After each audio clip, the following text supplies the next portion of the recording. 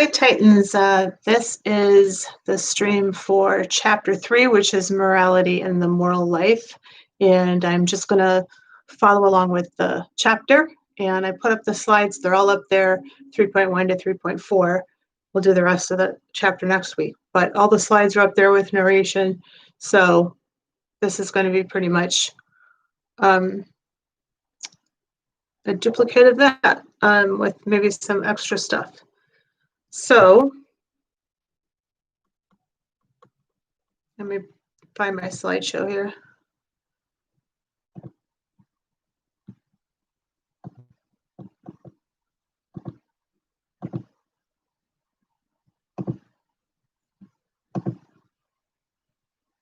Okay, so when we're talking about ethics, we're talking about a branch of study which talks about the way things should be and judging actions that are right and wrong. So in a lot of other humanities classes, you're going to be looking at just a description of the way things are. But in morality, that's not what's happening. What's happening is we're talking about what makes an action right or what makes an action wrong. And that word for that is normative versus descriptive. Morality has a distinctive set of properties, which Lewis Vaughan calls overridingness, impartiality, universality, and the fact that it's reason-based. So if we go through those vocabulary words, what he's talking about with overridingness means that if there is, say, a law that says something and the ethics or the morality says something else, the morality will override the law. And the example that he gave was Jim Crow law of the land, let's say, but if the notion of everyone being considered equal is a part of morality, then that would override the law.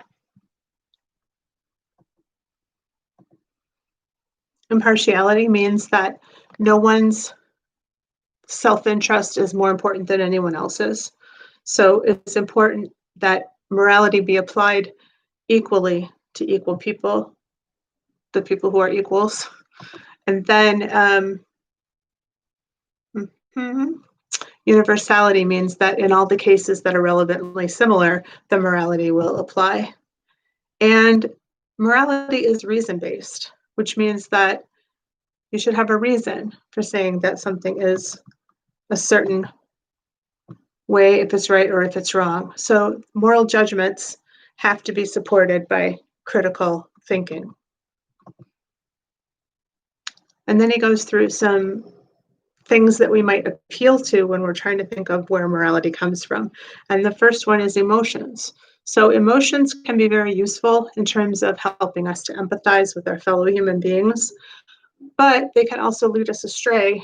We can be blinded by our emotions, and that's why we need to have the critical reasoning in addition to the emotions. How about our conscience? Well, that's pretty good if you were brought up in an environment that told you about what's right and wrong, but that's all going to be individual. We don't all have the same conscience, and so it's not a reliable source. And then how about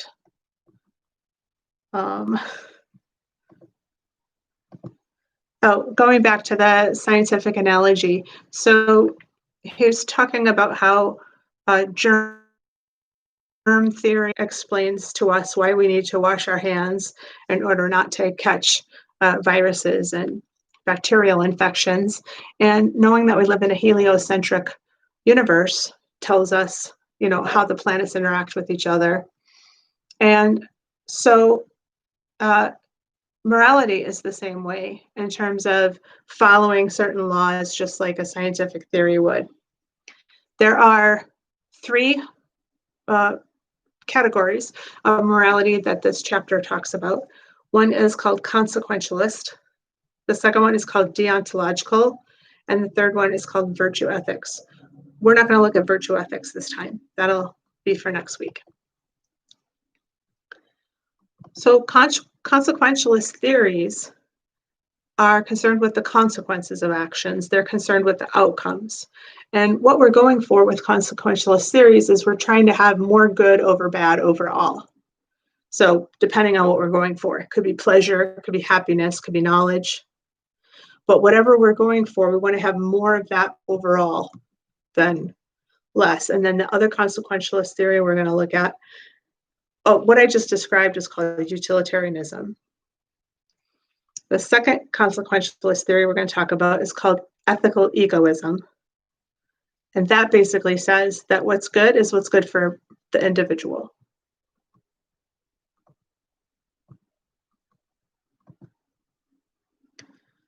Okay, if we go back to the scientific analogy, in a scientific school, what we're looking for is the scientific criteria for adequacy. And then when we're looking at morality, we're going to look at the moral criteria of adequacy. So for the theory to be good for science, it needs to be fruitful, and it needs to adhere to what we already know about the world. And we want to make sure that the theory and the data are as close as possible.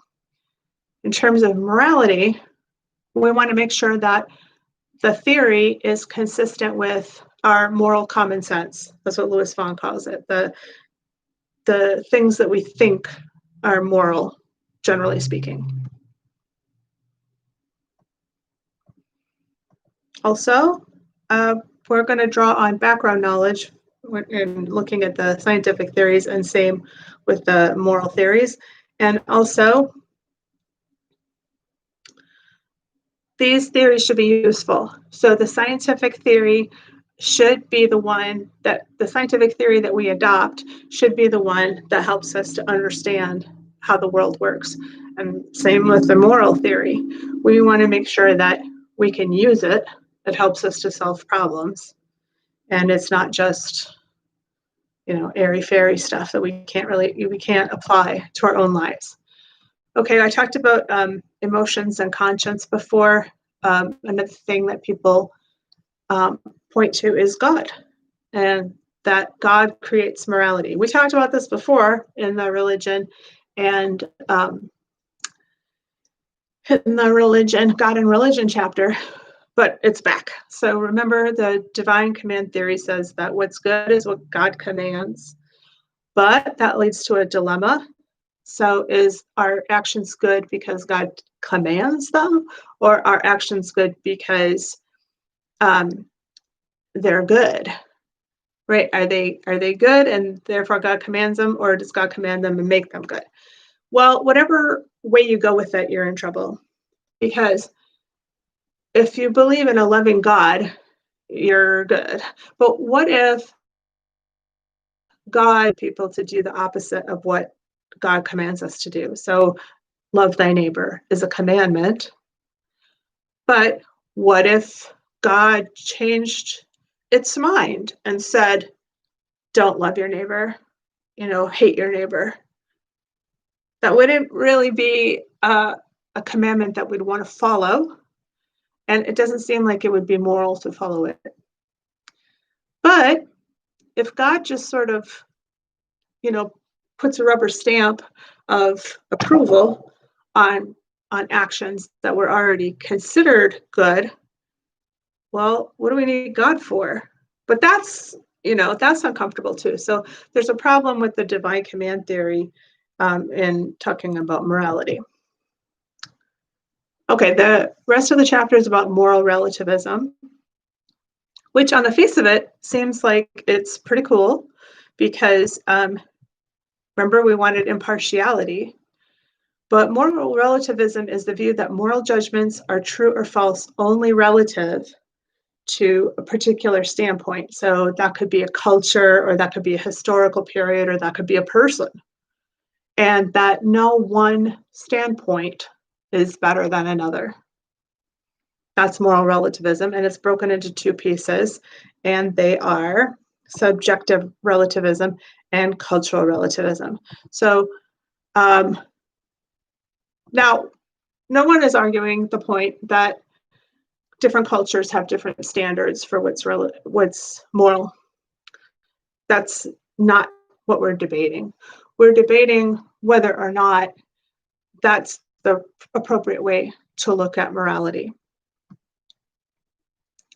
So in terms of subjective relativism, that means that the only morality that the subject, that the person, believes in. But this isn't consistent with the facts of moral life. And it also implies that no one can ever be wrong. Because if I believe what I believe and you believe the opposite, but morality is based on the individual, then neither of us can be wrong. But that leads to a contradiction. Because if I believe something and you believe the opposite, then that's saying that both of those things are true, and that leads to the law of non-contradiction. That's problematic. Louis Bonn pulls out the Hitler card, right? Hitler had some ideas that he acted on. In his mind, he was doing the right thing. And if subjective relativism is true, he was doing the right thing, because morality just means what is true for the person is moral.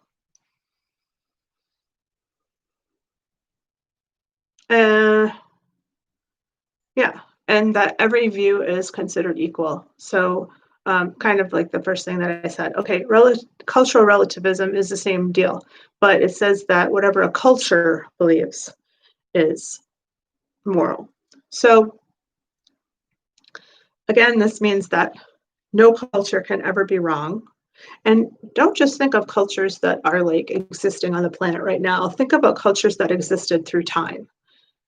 Think about cultures that existed in the US and other places before now. And you will quickly see that there are practices that those cultures engaged in that we today find abhorrent. But if cultural relativism is true, then that means that whatever that culture believes is the right thing to do is the right thing to do. Also, it means we can't ever clear cultures. And it also seems to suggest that we never make any progress morally. We tend to think that we do, in that we change our mind over time and our culture evolves. We say that our culture evolves, but if we adhere to cultural relativism, it's just a bunch of different ways of doing things, but there's no progress. Also, what are we going to do about talking about social reformers? What are they reforming? They're not reforming anything. But those people who look at a particular culture or historical period and want to change things, we generally hold those people up as heroes. But maybe we shouldn't if we're going along with this idea of cultural relativism. Also, there was some stuff at the very end of the chapter that I thought was kind of cool when he was talking about tolerant and intolerant cultures. So it's a little confusing, but I kind of liked it. But let's say you have an intolerant culture. If cultural relativism is true, then that means that being intolerant is good, according to that culture, right? Well, that could lead to a lot of injustice, and we don't want that when we're talking about morality. All right, let's move on to consequentialism. So that's a different slideshow.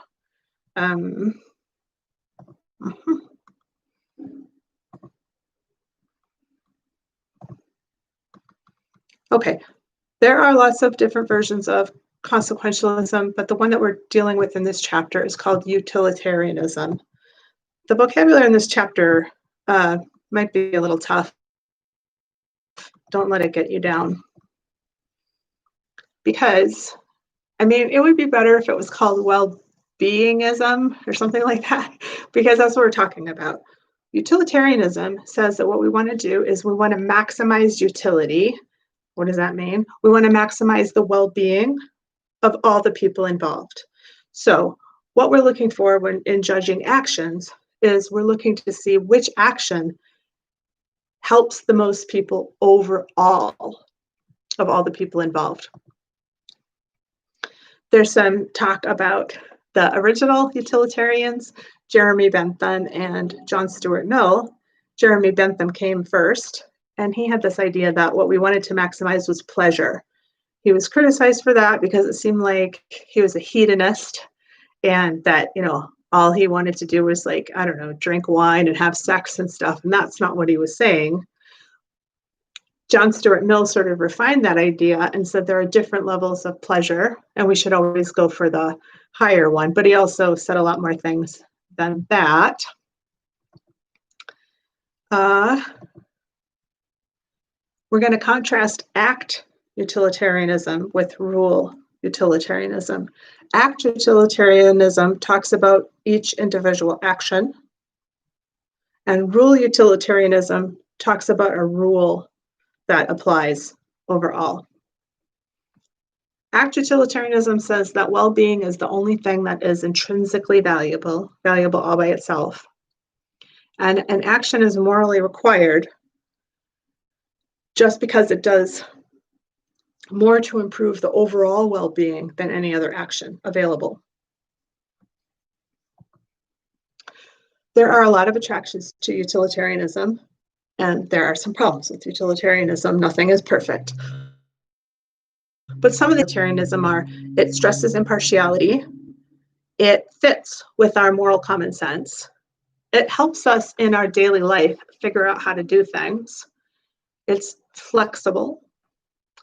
And one thing that I find that my students like a whole lot is that the scope of the moral community is a lot more broad than other moral theories. So in terms of impartiality, what we're looking for in utilitarianism is we consider everyone's interest to be equal. And we just want to make sure that we're increasing the overall well-being of all the people involved. So that helps us to get outside of ourselves and to think of people that we don't have any personal relationship to. And it just sort of helps us and, to try to make the world a better place.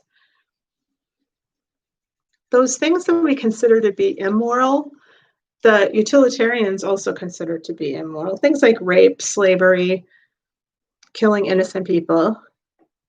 So we might say, well, those things are just bad.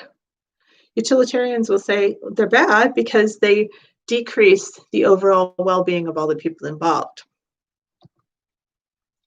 And just like we might say that helping the poor, keeping promises, telling the truth, these are all things that we consider to be moral things. Utilitarians agree. They say why? Because it helps to increase the overall well-being. In terms of conflict resolution, it can help us in a practical way. So let's say you have a very sensitive coworker. This person is very insecure and she cries at the drop of the hat if anyone ever looks at her funny. And before she gets to work, one of her coworkers comes up to you and starts gossiping about her and like venting about her. And there's no real harm involved. It's just sort of, a vent session. But then the sensitive friend comes in and it was like, was anybody talking about me earlier? Now you have a choice. You can tell her the truth, and telling the truth is a good thing to do. But in this case, if you tell the truth, she's going to be out sick for the next 3 days, crying her eyes out. And that's going to mean that it's more work for other people and it's terrible for her. And so when you look at the well-being of all the people involved, it's better to lie. So that helps us to figure out that conundrum, for example. It's also morally flexible. So some of the theories in morality are incredibly rigid. This one is not, because what we're looking for, it doesn't say that anything is inherently bad. That might be a problem for the theory, but one of the benefits to that is as long as you can show that the action leads to the increased well-being of all the people involved, you're good. So let's talk about the Donner Party. The Donner Party was two families who were going out west in old-timey times, and they got lost. They took a wrong turn, and they ended up basically getting snowed in, and they couldn't move for like several weeks. Some people died. There was no food available. So they had a choice. They could just starve, or they could consume the bodies of their dead family and friends. In general, we think cannibalism is pretty bad. If we heard about a cannibal in High Point, we would be very upset because there's no need for anyone to be a cannibal. We might say, okay, it's kind of gross, but I get it. It seems like the right thing to do because it increases the welfare of all the people involved. We could also justify things like torture and even killing innocent people, because all you have to do is show that that action leads to the greatest benefit overall. So it's a cost-benefit analysis. The ends do justify the means in utilitarianism. Some people love it for that reason. Some people don't like it for that reason. One thing that people tend to relate to a lot with this is that every human is included in the moral community. When we get to Kant, this will make more sense.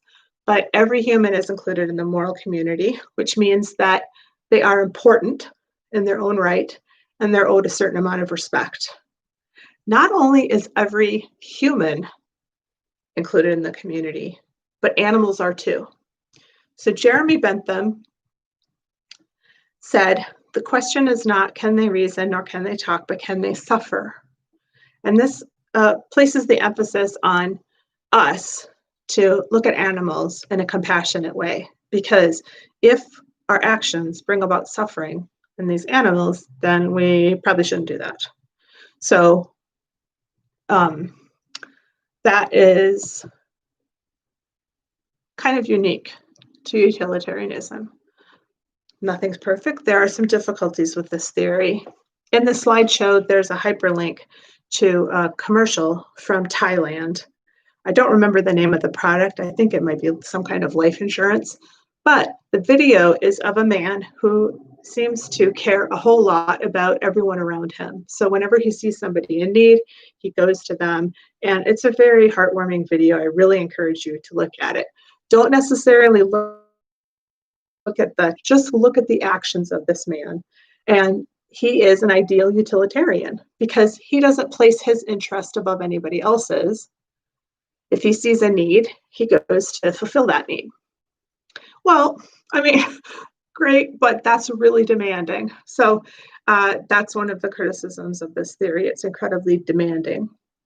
Another criticism is that this impartiality idea seems good on its face, but it seems to contradict human nature because we are partial to people we care about. I'm more partial to my kids than I'm partial to your kids, and vice versa. And that is good. That's good, right? And so this idea that we should look at everyone's needs equally, it makes a lot of sense and it sounds pretty good. But I am going to do what's better for my kids than anybody else's kids. I'm going to do the same for my close friends and my family members and my coworkers. And I have a feeling most people will too. Also, the biggest problem with the theory is that sometimes we have to commit serious injustices. Like we have to torture that terrorist suspect. We have to, because that's going to lead to the more well-being overall. Kind of screw his rights. Doesn't matter, right? Human rights can fly right out the window in utilitarianism because the individual doesn't matter so much as the welfare overall. There's some more of that in the slideshow. Okay. To get around this problem, like let's say there was an incest torturing a family member of a terrorist suspect. The terrorist suspect isn't talking, but he will talk if you torture his 13-year-old daughter in front of him.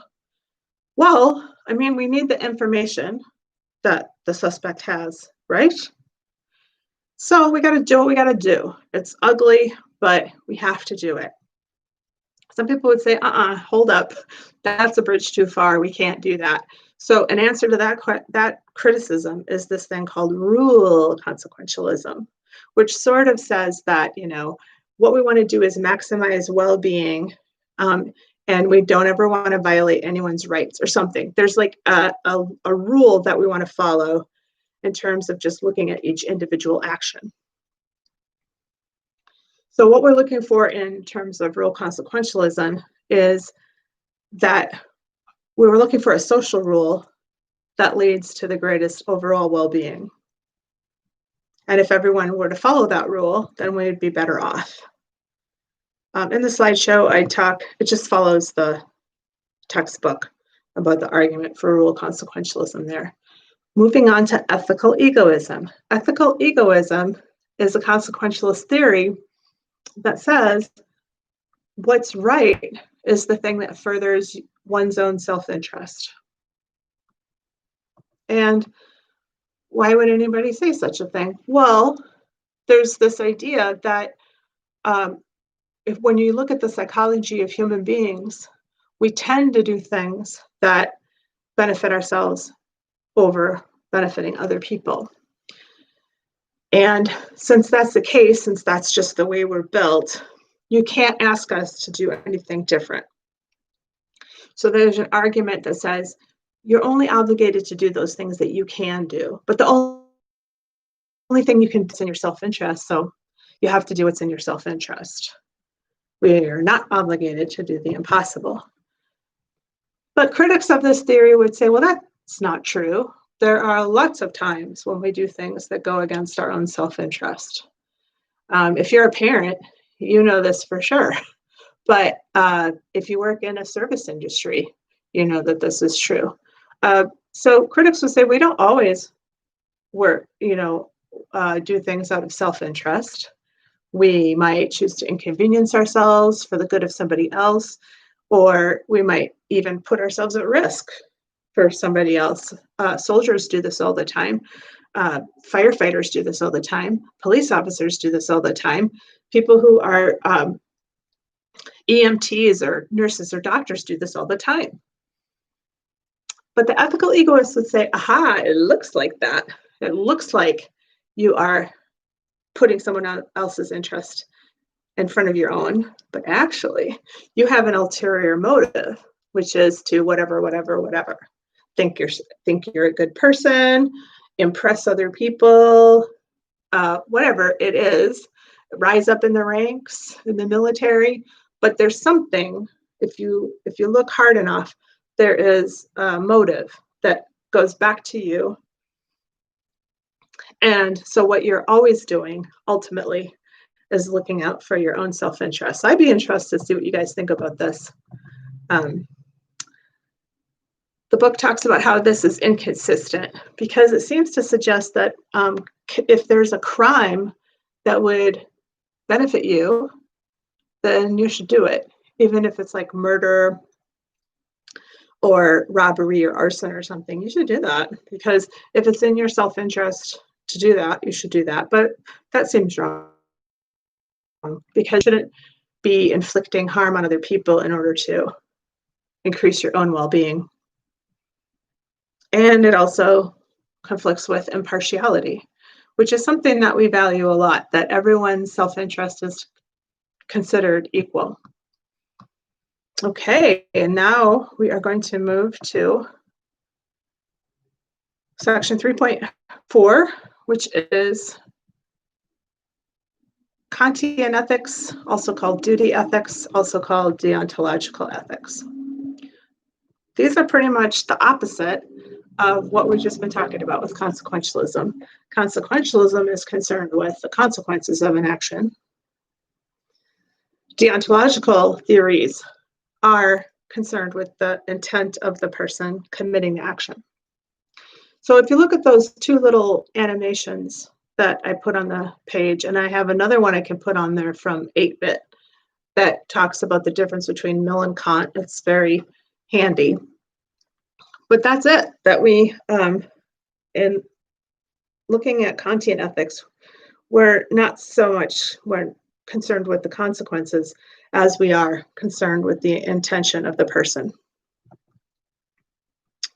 So we have to start off talking about some vocabulary. First of all, imperative. If you've ever studied a foreign language, you might remember the imperative case. If it's like Spanish, it could be like cierra la boca, right? Instead of just she is closing her mouth, you might say close your mouth as a command, right? That's what an imperative is. A hypothetical imperative is contrasted with a categorical imperative. Hypothetical has to do with what you want to do. It's going to be different for different. Categorical means it applies to everyone, no matter if they want to follow it or not. There are two formulations we're going to talk about with Kant, the principle of universalizability and the principle of humanity. And they concern this thing called a maxim. Okay, so that's just a preview of the terms. So Kant's principle of universalizability says that you shouldn't place yourself above anybody else. You shouldn't make an exception of yourself. That morality is based on consistency and fairness. And you should only do those things that you would will that everyone else in a similar circumstance would do. We'll talk about that a little more in a minute. You have this thing called a maxim, which is a principle that you give yourself. It just states what you're going to do and why you're going to do it. You want to be able to universalize that maxim. And that's a test to see if you should do the action you're contemplating doing. So it really does matter, even if the result might turn out to be the same. Doesn't matter for Kant. What matters is that you have to follow this categorical imperative. So what you're going to do is you're going to figure out in your mind what you want to do and why you want to do it. And you imagine a world in which everyone supports what you're doing and acts on it similarly. And then ask yourself, could my goal be met in that world where everyone's doing the action that I'm contemplating doing? If the answer is yes, go for it. If the answer is no, do not. So the test case is the lying promise. So just imagine you needed money and you borrowed some from some very bad people, and they're coming to collect and you can't pay them. So you go to your friend and you say, please give me the money. I promise to pay you back. You don't have any intention of paying them back. You can't pay them back, but you need the money. So you're promising them, you're promising them, but the promise is a lie. It's a lying promise. Well, let's just imagine a world in which everybody did that. That when they promised, they were actually lying. They were never going to uphold their promise. Well, I mean, in that kind of world, promises wouldn't mean anything, right? They would lose all their meaning. So when somebody said, I promise to love, honor, and cherish you, you'd be like, that means you will not do those things. So in that world, when you go and you ask your friend and you plead for the money that you need to pay the loan sharks, and you say, I promise I'll pay you back, the person you're asking is going to be like, in the world I know, promises don't mean jack. So no. So you want to get that money, you can't get that money, your goal can't be met, don't do it in this reality that we live in. So that's the principle of universalizability. There's also this thing that's a little easier to understand called the principle of humanity. So the principle of humanity basically says that you want to treat everyone, yourself included, as an end, not as a mere means to to an end. So we need to talk about what those words mean. So in the slideshow, there are these little meerkats, you know, those little, like, they look like prairie dogs kind of. But anyway, Kant says you should never treat anyone as a mere means, M-E-R-E, but mere is M-E-E-R. Anyway, I always think of meerkats. Never treat anyone as a mere means. What does that mean? Well, it's okay to use people, do it all the time with their consent, right? So if you need a steak, you know, you go to a place that serves steaks and you make a deal with those people and you say, if you cook it and bring me a steak, I'll pay you money. And they're like, cool, that sounds like a good deal. And so there's no, I mean, we're using each other, but it's all consensual. There's like there's nothing bad about it. We do that all the time when we interact with people. But if we use people as a mere means, let's say you want to make somebody jealous, you want to make your boyfriend or girlfriend jealous. And so you grab a friend who's in the friend zone and you pretend to be interested in them, but you're just using them to make the other person jealous. You can't do that. That's immoral, according to Kant, right? Because you're using your friend zone friend as a mere means. Russ Shafer Landau, who is the author of the books I use in 240, has this really goofy example that I talk about in the slideshow. But imagine that you hire a plumber. Now, if you hire a plumber and you say, I need help with my pipe, can you fix it? And the plumber says, yeah, no problem. And you say, oh, great. And you pay the plumber money, no problem. It's completely moral, above board, no problem. But what if you had a leaky pipe and you just knocked the plumber out and you just stuck his head? You would be using the plumber as a mere means to plug up the pipe. We can't do that. That's wrong to do that. Because we understand that we have things that we want and other people have things that we want, and we're both rational and we're both autonomous. And so we're honoring the rationality, not only in ourselves, but also in the other person. And we're also respecting their autonomy. I think that Hank in the video on Kant says, if you lie to somebody, you're changing the reality for them. And that's disrespecting them as a human being.